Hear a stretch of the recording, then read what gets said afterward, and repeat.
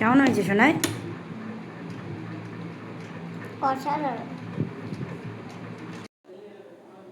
ছেলের আবদারে আজ করব প্যান ফ্রাইড মোমোজ। ছেলে আবদার করলে করতে তো হবেই। এভাবে বানালে কিন্তু খেতেও দারুণ টেস্ট হবে। তার জন্য আমি পেঁয়াজগুলোকে ভালো করে ছোট ছোট করে কেটে নিয়েছি, নিয়ে চপিং মেশিনটার মধ্যে দিয়ে দিয়েছি। ছোট্ট ছোট্ট করে চপিং হয়ে যাবে, খুব সুন্দর চপিং হয়ে যাবে এবং খুব তাড়াতাড়ি। তো এক একে পেঁয়াজগুলোকে চপিং করে নিয়েছি, তার সঙ্গে একটা কাঁচা লঙ্কাও দিয়েছিলাম। চিকেনটাকেও দিয়ে দিয়েছি, বোনলেস নেবেন অবশ্যই।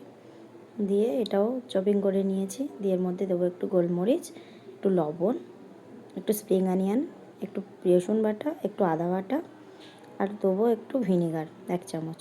দিয়ে এটা ভালো করে মাখিয়ে আমি আধা ঘন্টার জন্য রেখে দেবো। একটা বোলের মধ্যে একটু ময়দা নিয়েছি, একটু লবণ নিয়েছি, নিয়ে একটা ডো বানিয়ে নেব। ডো বানানো হয়ে গেলে একটু তেল নিয়ে জাস্ট উপরটা একটু দিয়ে নেবো, দিয়ে সফট করে মেখে নেবো।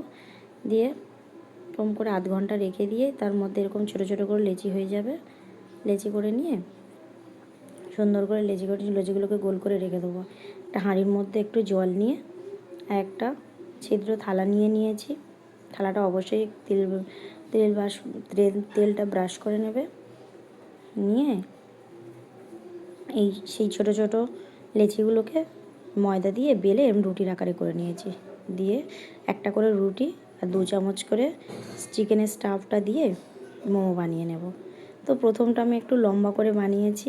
আমি 2 রকমেরই দেখেছি, যেটা আপনাদের সুবিধা হবে আপনারা সেটাই বানাবেন। প্যান ফ্রাইড মোমো যেহেতু, সেটা গোল বানানোটাই ভালো। দেখুন এমন সুন্দর করে স্টাফটা নিয়ে কম করে ধরে চারিদিক দিয়ে মুড়িয়ে নিয়েই গোল করে এখানে জয়েন করে দিলেই কিন্তু এটা রেডি হয়ে যাবে। খুব ভালো না হলেও কাজ চলে যাওয়ার মতো।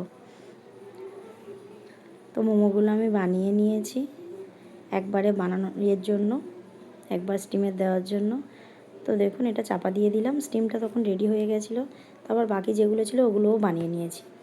দিয়ে মোমোগুলো যখন কালার চেঞ্জ হয়ে যাবে এবং খুব সুন্দর উঠেও আসবে, তখন জানবেন যে মোমোটা পুরো রেডি।